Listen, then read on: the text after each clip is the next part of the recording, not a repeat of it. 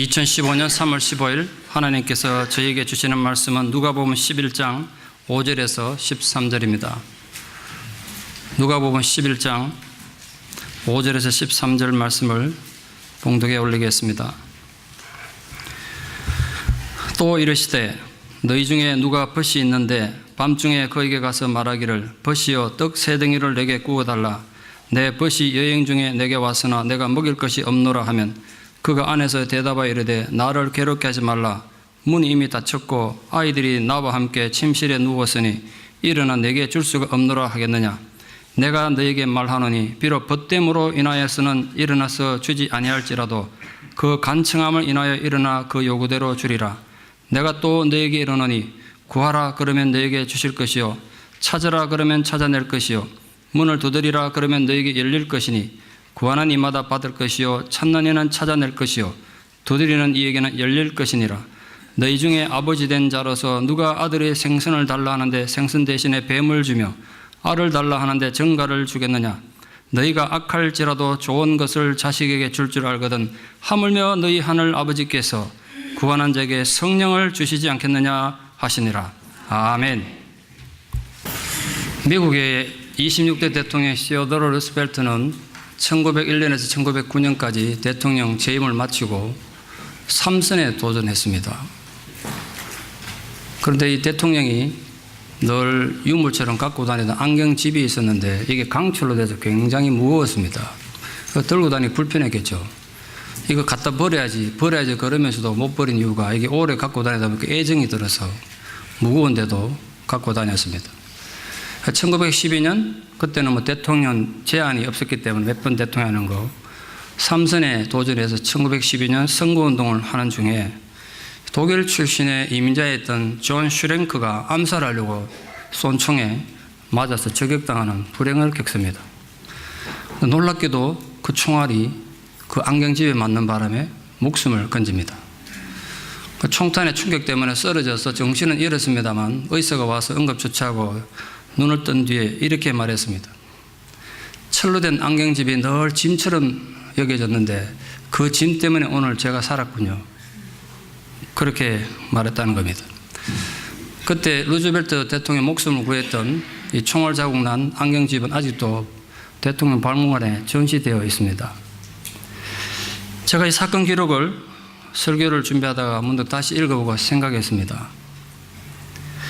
주일 성수나 말씀 묵상이나 기도가 때로는 짐처럼 느껴질 때가 있습니다.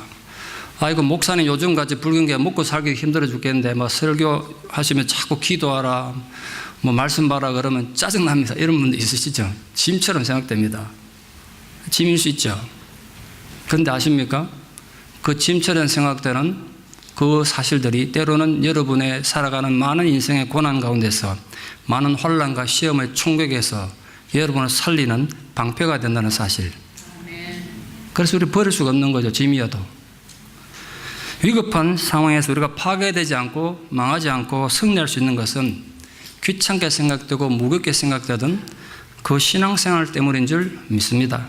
그러니까 여러분 힘들고 어려워도 신앙생활을 게을리지 않고 포기하지 않기를 바랍니다. 신앙에게 기도란 그런 의미가 아닐까 생각합니다. 그런 능력이 있는 거죠. 우리에게 기도가. 그런데 기도에 대해서 우리가 올바르게 말한다면 기도를 할 수 없지 않겠습니까? 바른 기도를 할 수가 없겠죠. 신앙에는 적어도 기도가 뭔가는 내가 안 하더라도 기도가 뭔가는 정확하게 알고 계셔야 됩니다. 이건 예수님 제자들도 마찬가지였는데 어느 날 제자들이 예수님 기도하는 걸 보고 기도에 대한 놀라운 새로운 걸 발견해서 부탁합니다. 선생님 우리도 기도를 좀 가르쳐 주십시오. 아시다시피 제자들 다 유대인들이고 유대인들은 하루 3번 의무적으로 기도하던 백성들입니다. 그런데 왜 그들이 예수님께 또 기도를 가르쳐달라고 부탁했을까요? 그들이 드리던 형식적인 기도, 그 외식적인 기도와는 주님의 기도가 너무 달랐기 때문에 그렇습니다. 제자들은 아무리 기도해봐야 뭐 삶의 능력도 나타나지 않고 삶의 변화가 없고 확신도 없는 데 비해서 예수님 기도에는 너무나 많은 능력이 나타난 걸 봤거든요. 그리고 예수님께서 기도하신 뒤에 변화되는 모습, 그 영적인 당당함을 보고는 우리도 저런 기도 좀 하고 싶다. 이런 열망이 제자들 마음에 생긴 것입니다. 그때 제자들 부탁을 듣고 예수님께서 제자들이 평소에 알지 못했던 기도에 대한 굉장히 중요한 두 가지 사실을 가르쳐 주셨습니다. 먼저 기도의 내용이랄까요? 기도의 정신에 대해서 가르쳐 주셨는데 그게 주기도문입니다. 기도하는 내용, 기도는 무슨 정신을 해야 되는가? 잘 모르시겠거든. 신학책 찾아볼 필요 없습니다. 주님이 가르친 기도를 다시 떠올리십시오. 굉장히 중요한 기도의 정신과 내용이 거기에 있습니다. 오늘 그건 제가 다루지 않겠습니다. 또 하나 가르치셨는데, 그럼 기도할 때, 기도하는 사람 자세가 어때야 되느냐? 어떤 자세로 기도해야 되느냐에 대한 교훈이 오늘 우리가 읽은 본문의 내용입니다. 오늘 예수님께서는 본문을 통해서 기도하는 우리가 어떤 자세로 기도해야 한다고 교훈하셨습니까?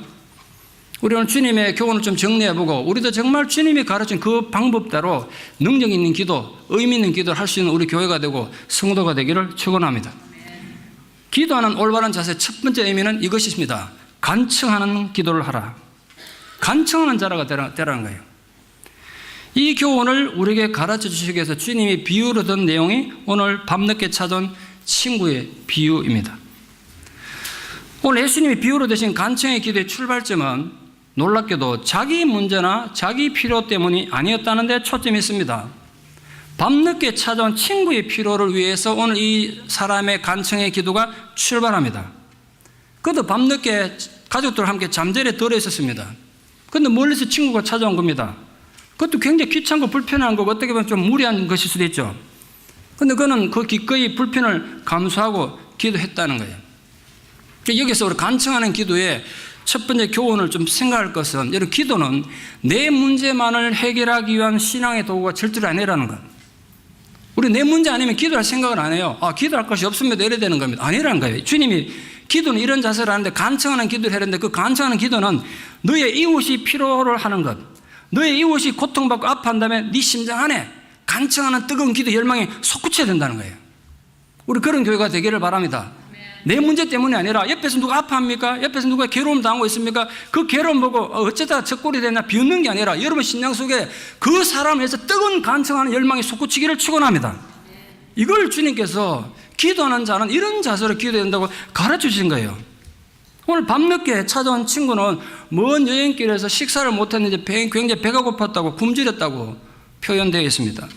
당시 유대 사회에서는 손님이 자기 집에 찾아왔는데 식사를 대접하지 못했다. 이거는 굉장한 수치로 생각했습니다. 지금처럼 숙박시설이 발달됐던 시대도 아니고 음식점이 있던 시대도 아니고 친구는 반드시 내가 대접해야 된다는 의무가 있단 말이에요. 그런데 지금 밤중입니다. 집에는 준비된 빵이 없습니다. 이 친구는 굶주렸습니다. 그렇다고 지금 언제 반죽을 발효시켜서 빵을 만들 수 있습니까? 그렇다고 저녁에 먹다 나면 빵 부스러기 가족들이 먹던 걸 내줄 수는 없지 않습니까? 먹다만 빵을 남에게 준다는 건 굉장한 무리한 일이었기 때문에 그렇습니다. 집주인이 고민에 빠졌습니다. 이 친구를 어떻게 내가 대접해야 되나? 그러다 문득 항상 떡을 눅눅하게 준비해두는 친구가 생각났습니다. 밤이 늦었지만 그는 친구 집에 가는 수고를 기꺼이 감당하기로 결정합니다.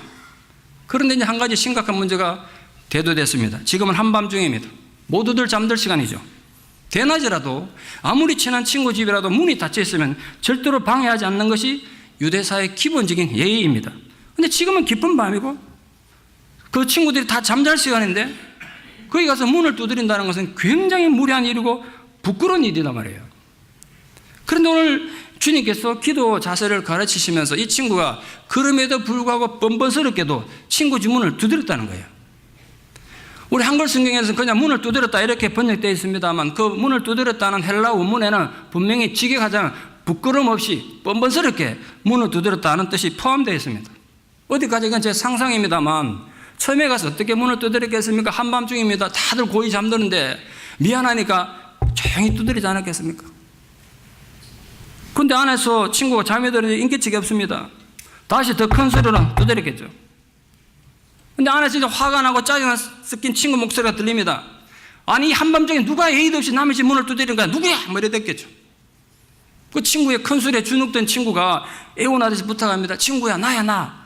내가 밤늦게 와서 정말 미안한데 우리 집에 내 친구가 멀리서 찾아왔단 말이야. 근데 지금 식사 대접을 형편이 못돼. 빵 구울 시간도 없고. 근데 미안하지만 빵 좀 빌리러 왔네.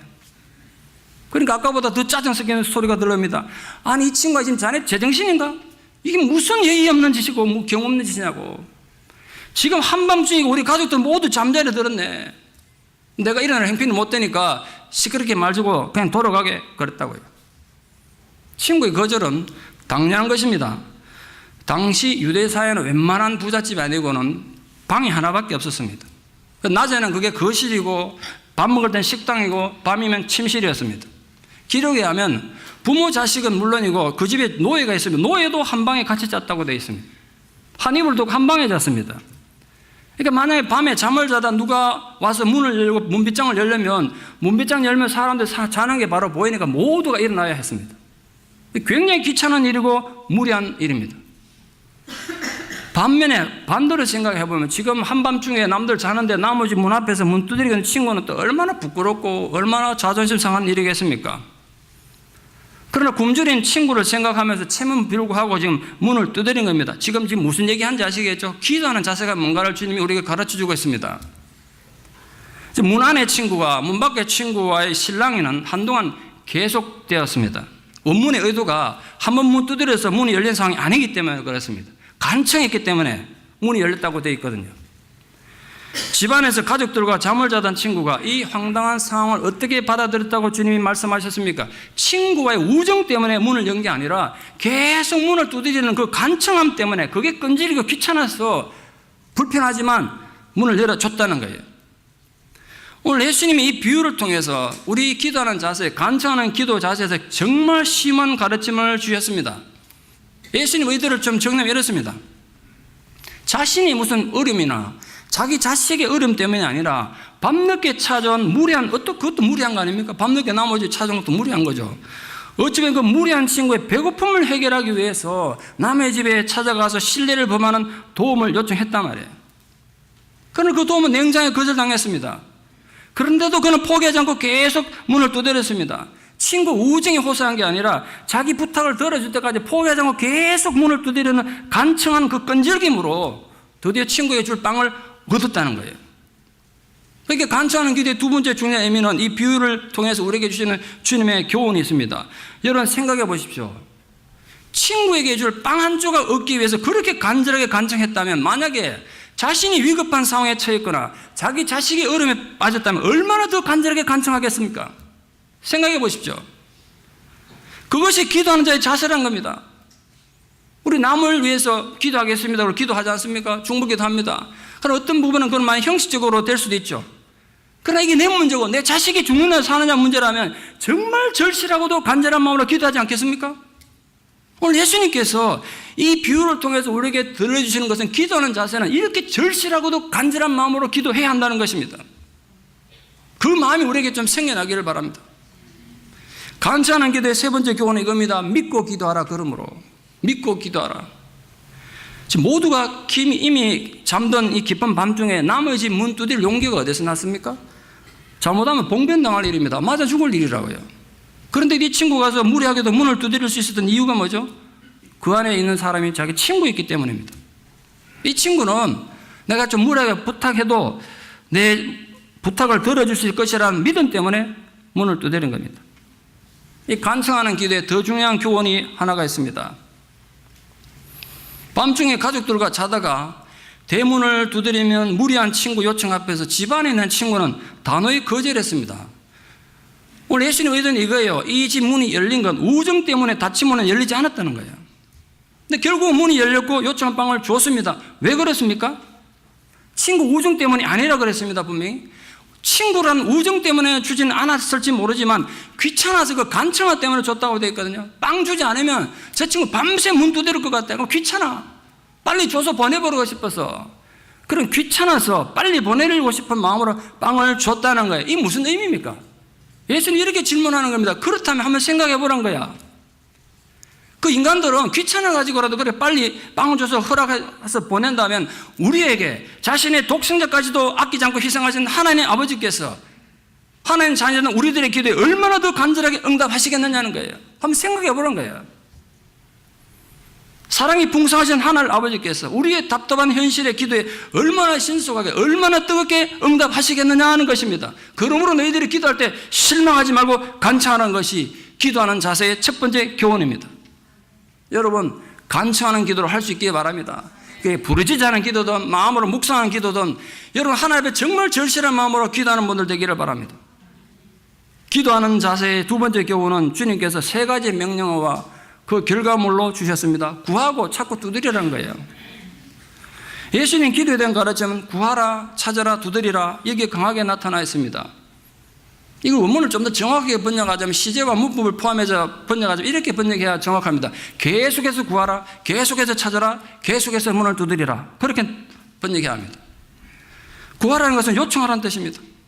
하나님께 나가서 습관적으로 계속 기도하고 간증하라는 겁니다. 그럼 하나님에 의해서 그 요청한 것이 주어질 것이라는 약속입니다. 찾으라는 것은 기도하는 것을 얻기 위해서 너희가 앉아있지 말고 적극적으로 행동하라는 거예요. 특히 무엇을 찾아야 되냐 하면 하나님 뜻이 무엇인지 너희가 찾을 줄 알아야 된다. 너를 향한 하나님 뜻, 너를 향한 하나님 나라가 무엇인가 그걸 찾으라. 두드리라는 것은 기도하고 찾는 데 있어서 절박성과 진실성을 말합니다. 거기 열린다는 건 하나님께서 우리가 드린 올바른 기도에 응답하신다는 약속 아니겠습니까? 하나님은 주실 것이므로 구하는 자들이 받게 될 것입니다.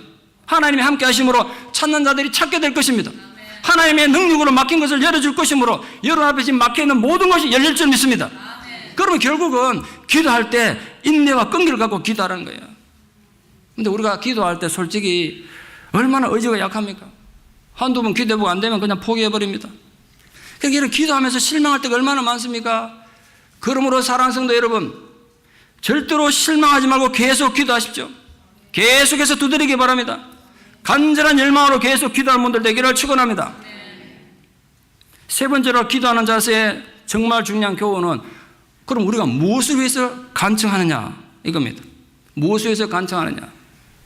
오늘 본문을 읽다가 제게 생긴 굉장히 심각한 질문 하나가 있습니다. 여러분 한번 대답해 보십시오.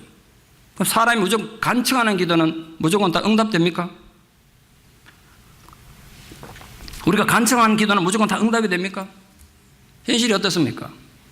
이게 제 고민입니다. 기도가 즉각 응답되면 좋겠습니다만 얼마나 많은 기도가 거절당합니까? 실제적으로 얼마나 많은 기도가 아직 응답되지 않고 우리를 괴롭히고 힘들게 하고 있습니까? 이건 우리가 어떻게 받아들여야 됩니까? 이게 제 고민입니다. 간청하는 기도는 무조건 응답돼야 되는가? 또 응답되는 것인가? 오늘 본문을 거꾸로 읽으면 주님께서 우리에게 가르쳐 주려는 의도가 보이지 않을까 생각합니다. 우리가 간절히 찾고 구하는 그 핵심이 뭡니까? 박상남 목사의 가장 추구하는 핵심이 뭘까요? 우리 교회가 가장 추구하는 핵심이 무엇이어야 합니까? 여러분들이 가장 기도하면서 가지는 신앙생활의 최대의 관심은 무엇이어야 합니까? 바로 하나님 뜻을 아는 것입니다. 하나님 뜻을 아는 것이어야 합니다. 그런데 우리는 어떻게 하나님 뜻을 알 수 있습니까? 하나님 뜻을 알아야 하나님 원하는 삶을 살 수 있지 않겠습니까? 하나님 뜻을 알아야 하나님 원하는 목사가 될 수 있겠죠. 성도도 마찬가지입니다. 어떻게 하나님 뜻을 아냐? 성경을 통해서 압니다. 우리가 성경을 통해서 하나님 뜻을 알 수 있죠. 하나님 뜻을 알아야 뭐 제대로 하나님 뜻을 이루고 하나님 나라를 이루는 길은 기도하지 않겠습니까? 예를 들면 이런 겁니다. 충치를 앓고 있는 아들 데리고 아빠가 오랜만에 슈퍼마켓에 갔습니다. 아들 눈앞에 별천지가 펼쳐졌습니다. 자기가 먹고 싶은 거 많이 눈에 펼쳐졌다고요. 초콜릿, 사탕 이런 데 아이들은 누구나 좋아하니까 눈길이 거기 갔습니다. 그걸 아빠한테 사달라고 요청합니다. 그럼 아빠는 지금 아들이 어떤 상황인지 너무나 잘 알고 있기 때문에 아빠의 뜻은 절대로 초콜릿과 사탕을 사주지 않겠다는 것입니다. 그런 아들은 거기서 이제 간청합니다. 고집을 부리는 거죠. 이거 사달라고 막 땅바닥에 누워서 땡깡을 부립니다.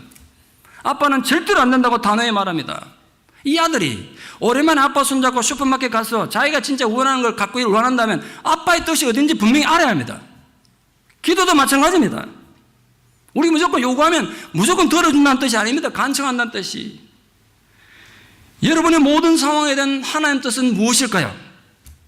지금 내 삶을 향한 하나님 뜻은 도대체 어디 있는 것일까요? 그 사실은 내가 지금 시급하게 중요한 문제가 있다면 그 문제를 해결하기 위해서도 기도해야 되지만 먼저 해야 될 기도가 있습니다. 하나님, 이 상황을 향한 하나님 뜻은 무엇입니까? 내가 지금 당한 이 고난에서 내가 깨달아야 될 하나님 뜻은 무엇입니까? 먼저 기도할 수 있기 바랍니다. 하나님 뜻을 알기 위해서 기도하시고 그 하나님 뜻을 알고 기도하시기 바랍니다. 그 순서가 뒤바뀌면 안 된다는 거예요. 그 주님 분명히 말씀하셨어요. 뜻을 아는 기도에 길이 있다.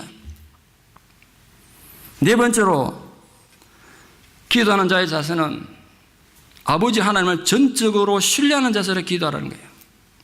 하나님 아버지 전적으로 믿음에 기도해라. 믿는 만큼 책임지시니까.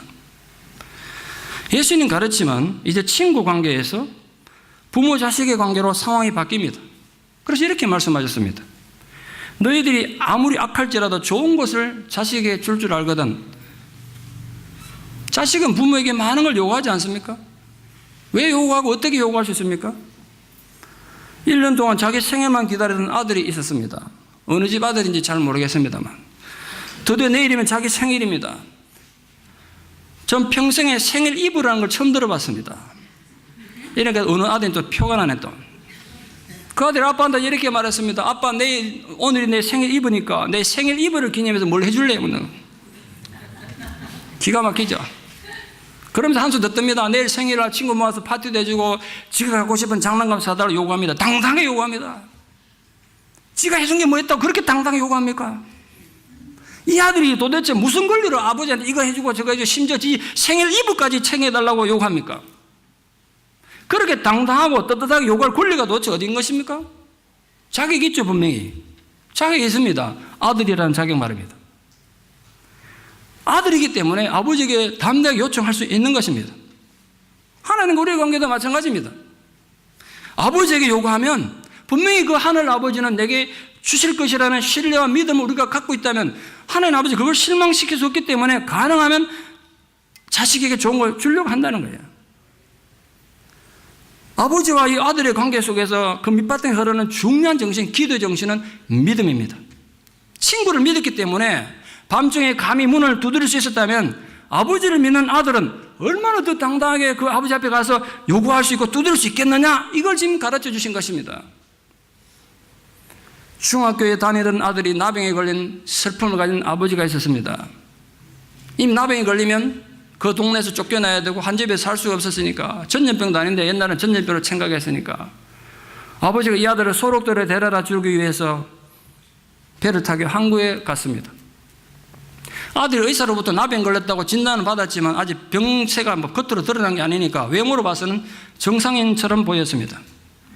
근데 항구에 도착해가지고 이제 소록도 들어가는 배를 기다렸는데 거기 이제 많은 나병 환자들이 모여 있었다고 해요. 거기서 처음으로 나병으로 해서 손가락, 발가락 잘리고 얼굴이 흉측한 그런 나병 환자를 직접 보게 됐습니다.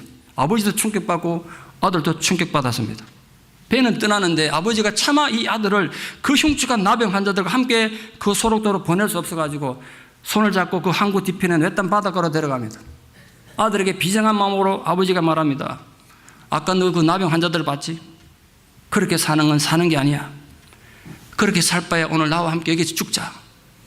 아버지가 아들 손을 잡고 바다를 향해 걸어 들어갑니다. 바닷물이 점점 깊고 아들의 가슴팍에 와서 목에 차를 때 이 아들이 아빠를 바닷가로 떠밀면서 이렇게 소리쳤습니다. 아버지가 왜 죽어? 아버지 죽으면 남을 식구도 어떡하라고? 아버지가 왜 죽어? 나만 죽으면 되지. 아버지가 왜 죽어? 그렇게 떠밀었습니다.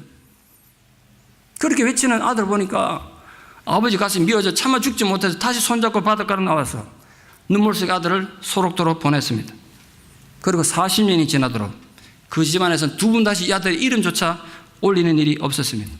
너무 아프니까 절대로 이 아들의 이름을 입에 올리면 안 되는 금기사항이 되어버렸습니다. 아들 역시 집에서 완전히 잊힌 존재가 됐고 40년 동안 소록도 지나면서 어떤 가족과도 연결이 되지 못했습니다. 40년이 지난 어느 날 6월에 이사를 나오게 돼서 우연히 먼 친척분을 만나서 아버지가 어떻게 돌아가셨다는 소식을 듣게 됩니다. 가슴 아픈 것은 아버지 돌아가시면서 마지막 순간까지 계속해서 불렀던 건 아들 이름이었다고 합니다. 계속해서 자기 이름만 부르다 아버지 돌아가셨다는 거예요. 자식을 소록도로 보내고 다시 보지 못하고 살았던 그 아버지의 절절한 마음이 마지막 순간 죽느냐 사느냐의 기로에 서니까 본능적으로 튀어나온 것입니다. 한평생 말은 못했지만 아버지 마음이 얼마나 아팠겠습니까? 그 아버지의 부성, 인간은 아무리 악해도 자기 자식에게는 좋은 걸 주고 싶어하는 본능에 가까운 부성을 아버지는 오늘 아주 극단적인 예를 들어서 설명하고 있습니다. 너희들 인간이 아무리 악해도 자식에게 좋은 걸 주려고 노력하지 않느냐? 어느 아비가 자식이 생선을 달라는데 뱀을 줄 아비가 어디 있느냐? 생선이 없다면 적어도 해로운 것은 주지 않지 않겠느냐? 자식이 알을 달라고 하는데 알이라는 것은 유대지방에서 삶은 달걀을 말합니다. 우리 표현은 이렇습니다. 자식이 삶은 달걀 먹고 싶어 하나 달라고 하는데 어느 아비가 그 달걀 대신에 정갈을 주겠느냐? 정갈은 독충입니다. 물리면 죽을 수도 있습니다. 그런데 이 정갈이 구버리면 꼭 삶은 달걀처럼 생겼기 때문에 예수님 그렇게 비유하신 것 같습니다. 스탈린 일대기를 다룬 제가 일대기 1을 본 적이 있는데 히데 독재자 아닙니까? 자기 동족을 3천만 명을 죽인 살인마고 독재자입니다. 근데 이 히데 살인마 독재자도 외동딸 하나 때문에 쩔쩔매더라고요. 딸한테는 꼼짝 못하는 아비로 거려져 있는 거 봤습니다. 아주 평범한 아버지더라고요. 그렇게 악한 인간이면서도. 주님은 그런 본능적인 부승과 비교하여 오늘 하늘 아버지의 무고한 사랑을 우리에게 말씀하고 있습니다. 너희들 인간이 아무리 악해도 좋은 것으로 자식에게 줄 줄 알거든 하물며 하늘 아버지께서 너에게 얼마나 더 좋은 것으로 너희 기도에 응답하시겠냐는 거예요. 그러니까 사랑하는 성도 여러분, 함부로 하나님 뜻에 저항하지 마십시오. 비록 내가 이해되지 않는다고 해도 잘못된 건 아닙니다. 하나님 뜻을 함부로 원망하지 마십시오. 비록 내가 지금 손해를 입고 있다고 해도 그게 전부는 아니니까. 그게 인생의 전부가 아니란 말이에요. 우리 아버지는 하늘 아버지세요. 인간의 불행을 즐기는 잔인한 신이 아니란 말입니다. 그 아버지에 대한 믿음, 그 아버지에 대한 신뢰를 바탕으로 기도하십시오. 그래서 계속해서 기도하는 사람 되기를 바랍니다. 하나님께서 영광스러운 응답을 주실 때까지 포기하지 말고 기도하십시오. 어떤 기도는 우리 당대 이루어지지 않고 우리 죽은 뒤에 응답될 수도 있습니다. 예를 들어 볼까요? 5만 번이나 기도 응답 받았다는 조지 밀러는 기도의 성자라고 알려져 있지 않습니까? 밀러 목사님 어릴 적부터 속한 친구 5명이 있었습니다. 근데 아무도 교회를 다니지 않았습니다. 목사님께서 그 친구들의 구원을 위해서 열심히 기도했습니다. 기도 응답으로 3명은 회심하고 교회를 다니기 시작했습니다. 근데 끝내 2명은 신앙을 받아들이지 않았습니다. 무려 52년간이나 기도했는데도 그들은 하나님을 믿지 않았습니다.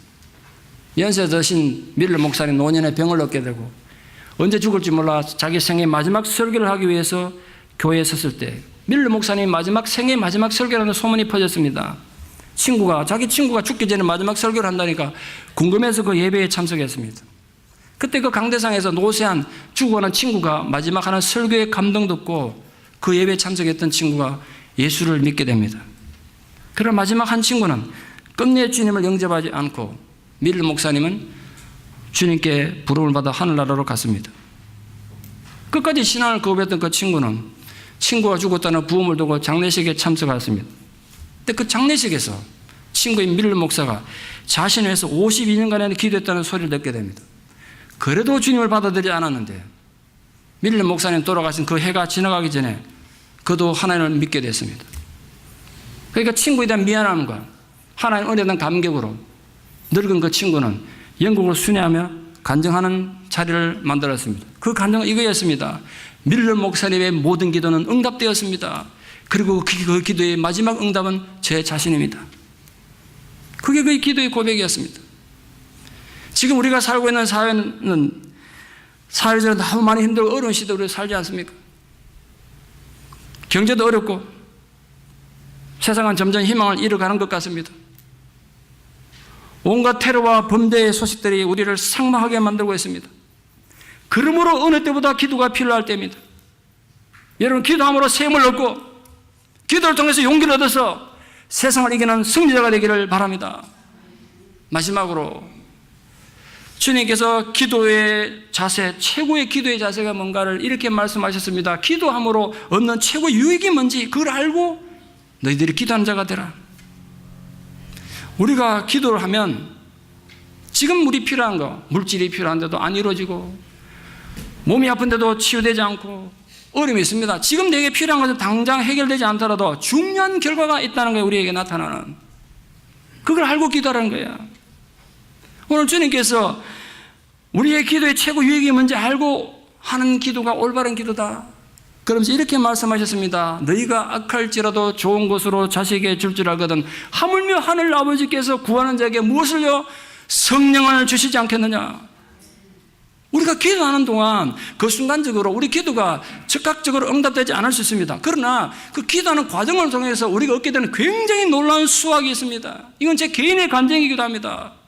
예수님께서 가르치는 그 기도의 핵심은 응답이 없는 것 같은 그 침묵의 긴 순간에도 하나님 편에서 응답이 주어진다는 거예요. 그게 뭐라고요? 성령입니다. 성령이에요. 우리가 기도하는 그 순간 성령의 역사가 시작된다는 거예요. 성령은 하나님의 영입니다. 하나님 자신이에요. 우리가 기도하다가 내 기도는 이루어지지 않았지만 그 기도하다가 그 성령을 통해서 하나님을 알아가게 돼요. 하나님으로 내 마음을 채우게 됩니다. 하나님 어떤 뭔지 알게 된단 말이에요. 성령을 통해서 알게 된다는 거예요. 그래서 우리는 하나님과 깊은 사귐을 시작하게 됩니다. 이게 당장 내가 필요한 기도 응답되지 않아도 우리가 얻게 되는 놀라운 수확입니다. 우리의 간절한 기도가 우리가 원하는 대로 당장 이루어지지 않는다고 해서 그러므로 결코 실망하지 않아도 되는 이유는 여기 있습니다.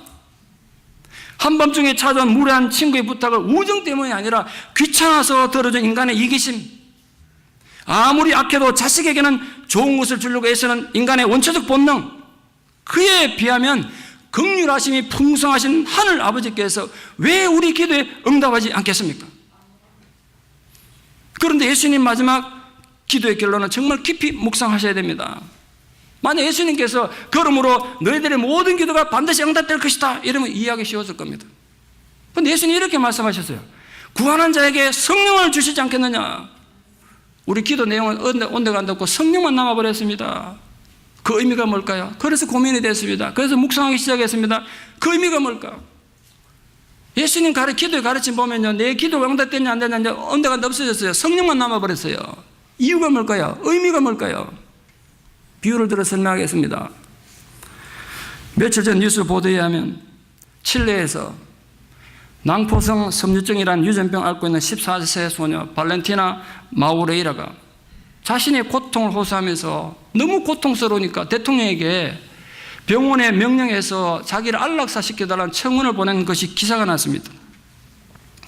마우레이라의 오빠도 똑같은 유전병을 앓다가 고통을 당하다가 6살에 죽었으니까 자기도 뭐 살아날 희망도 없고 치유될 희망도 없고 몸만 아프니까 이 고통을 좀 끝내달라고 대통령이 병원에 명령 내려서 자기 좀 죽여달라고 대통령한테 청원한 겁니다. 낭포성 섬유증이라는 질병은 유전자 이상으로 폐와 간 등등의 이상이 생겨서 음식을 먹어도 소화도 안 되고 숨쉬기도 힘들고 굉장히 힘든 고통스러운 치유가 불가능한 희귀 질환이라고 합니다. 그런데 그 소식을 접했던 소아과 의사 출신의 미첼 바첼리테 대통령이 어느 날 갑자기 예고도 없이 이 병실에 나타난 겁니다. 이 딸에게 나타난 거예요. 그 바쁜 대통령이, 한나라의 대통령이 얼마나 바쁘겠습니까? 근데 이 소년만 해서 온전히 1시간 이상 그 병실에 머물면서 이 아이를 격려하고 위로했습니다. 대통령이 이렇게 말했다는 거예요. 우리나라에서는 안락사가 불법이다. 그래서 내가 너의 부탁은 들어줄 수 없지만 내가 너를 위로하고 싶어 왔다. 내가 너에게 용기를 주고 싶어 왔다는 거예요. 그래서 1시간 동안 이 딸 같이 사진 찍으면서 우리 힘들지만 같이 치유받으면서 노력해보자. 그렇게 격려했다는 거예요. 14세의 소녀가 원한 것은 안락사의 죽음이었지만 대통령의 뜻밖의 방문으로 위로를 받았고 생명에 대한 격려를 받은 것입니다. 제가 그 뉴스를 보면서 오늘 본문을 생각했습니다. 하나님께서 우리 기도에 성령으로 응답하시겠다는 것이 바로 이런 것이구나. 우리는 죽을 것 같은 절망 속에서 기도했는데 어느새 하나님은 소리도 없이 내 고통스러운 현실 속으로 다가와서 나를 격려하고 위로해 주고 계시는 것. 우리 눈물을 닦아주고 계시고 우리 한숨을 찬양으로 바꿔주시는 놀라운 삶의 변화가 여러분도 있기를 바랍니다. 언제 찾아오신지 모르게 여러분 그 고통과 눈물 속에 찾아와서 여러분과 함께 하신 그 성령을 기도하다 맛보시기를 축원합니다. 그래서 우리 인격을 변화시키고 우리 운명을 새롭게 다듬어 주시는 거예요. 성령의 별명은 돕는 자입니다. 위로자입니다. 이렇게 기도하다 보면 지금 내 문제는 해결되지 않아서 아플지 모르겠습니다만 하나님께서 성령으로 다가오셔서 뜻밖의 위로와 격려를 주신다는 게 오늘 주님 기도의 마지막 결론이에요.